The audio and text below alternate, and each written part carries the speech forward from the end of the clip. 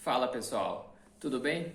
Nesse vídeo eu vou trazer um assunto, talvez um dos mais importantes, se não mais importante, com relação à melhora do desempenho, da performance. Pois é, se você fizer isso, se você prestar bem atenção no que eu vou dizer agora, eu tenho certeza que adotando algumas medidas simples, na verdade tirando aquilo que não precisa e focando naquilo que é necessário, você vai melhorar o seu desempenho e a sua saúde em geral.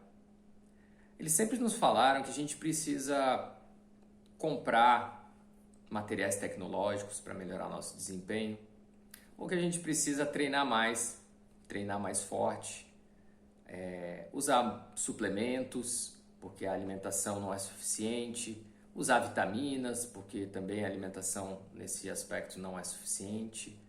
Ou seja, sempre acrescentando coisas, sempre adicionando mais disso, mais daquilo outro, massagem, fisioterapia, recovery, sempre colocando mais coisas, sempre vendendo mais coisas para nós, né? E acreditando que isso vai nos dar performance.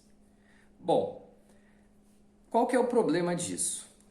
O problema é que muito dessas estratégias, além de algumas não terem nenhuma comprovação que melhora o nosso desempenho, elas acrescentam um gasto a mais na nossa rotina, certo? De tempo e de dinheiro, e algumas prejudicam inclusive o nosso desempenho metabólico, a nossa capacidade de produzir energia, que é isso que no final das contas vai refletir na melhora do nosso desempenho.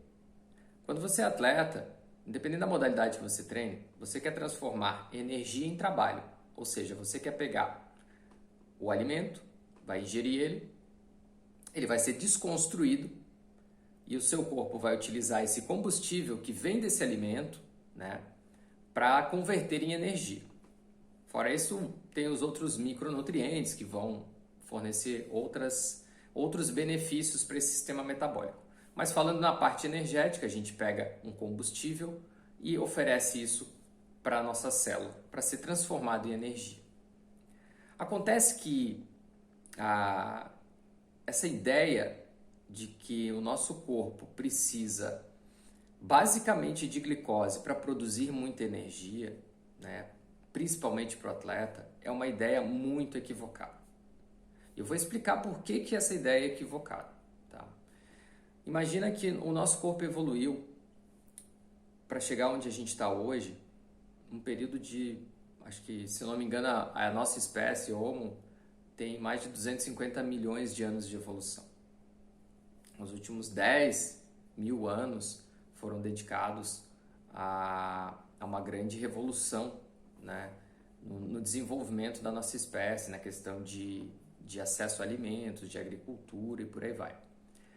E dentro desse espaço evolutivo que nós temos, o nosso metabolismo ele evoluiu de uma maneira, a produzir energia de uma forma, aonde prioritariamente ele utiliza a gordura como fonte de energia. A gente sempre ouve falar que a glicose é o principal combustível, mas não. A glicose sim é um combustível importante, essencial. Ele é tão essencial que o nosso corpo é capaz de produzir a glicose a partir de outros combustíveis que a gente ingere. Da gordura, dos aminoácidos que vêm das proteínas, por exemplo, a gente converte ele em glicose. Acontece que a glicose é um combustível que produz muita energia rapidamente, certo? Isso parece uma vantagem, inclusive, para o atleta, né? Eu tenho energia rápida, explosiva. Porém, a grande maioria das modalidades esportivas, a grande maioria dos esportes, eles são aeróbios, ou seja, eles são oxidativos, que a gente fala. Eles utilizam o metabolismo oxidativo, que é a partir da gordura que se produz energia. Então, se depois de 6, 8 minutos de atividade predomina-se o uso da gordura como energia, isso é fisiológico, tá? Tá lá no livro de bioquímica e fisiologia básica. Por que eu vou oferecer uma grande quantidade de açúcar, de glicose, para esse sistema funcionar com a glicose? E é isso que tem sido feito. É preconizado, ou seja, é dito para que os atletas, que as pessoas que se exercitam, elas precisam ingerir glicose antes do treino, fazer um pré-treino, depois ingerir glicose durante o treino e depois do treino também ingerir glicose para se recuperar. É glicose, glicose, glicose o tempo todo. Fora isso, a nossa pirâmide alimentar, né? A nossa não, porque a minha não é mais assim. Mas a pirâmide alimentar proposta é que a base dela também vem de fontes de alimentos que vão oferecer o combustível glicose para o corpo. Então a gente está o tempo todo estimulando esse sistema a utilizar apenas a glicose como combustível. E a gente está inibindo o uso da gordura. Por isso que muitas vezes você treina, mas ganha peso, engorda. Faz sentido o cara treinar para um Ironman e ter pneu, barriga, ou tá bem acima do peso, como a gente vê, ou maratonas? Não faz sentido, né, gente? Então tem um erro muito grande aí. Eu passei por isso, né? Quando eu passei dos meus 30 anos, eu que fui atleta a vida inteira, competi como profissional no triatlo. Depois dos 30 anos, eu comecei a ganhar peso, perder rendimento, perder desempenho. E isso me incomodou muito, eu sempre fazendo as coisas que dizem que tem que ser feitas e tal, alimentação, aquela alimentação de atleta, por aí vai. Para eu sair dessa sinuca que eu estava, onde eu percebi que a minha saúde estava exponencialmente piorando também por conta disso, eu precisava reverter esse quadro. Porque se eu coloco energia para dentro, combustível para dentro, quer dizer, e o meu corpo não entrega mais aquela energia, aquela performance que eu esperava, ou que deveria entregar, alguma coisa quebrou nesse sistema. E aí eu entendi que a minha mitocôndria, que é a organela que está dentro da nossa célula, e que pega esse combustível e transforma em energia, a minha mitocôndria ela estava ineficiente. Ela estava doente. Ela não sabia mais utilizar a gordura para produzir energia. E o fato de eu ficar sempre dando a glicose para ela deixou ela ineficiente. Ou seja, eu precisava dar cada vez mais glicose.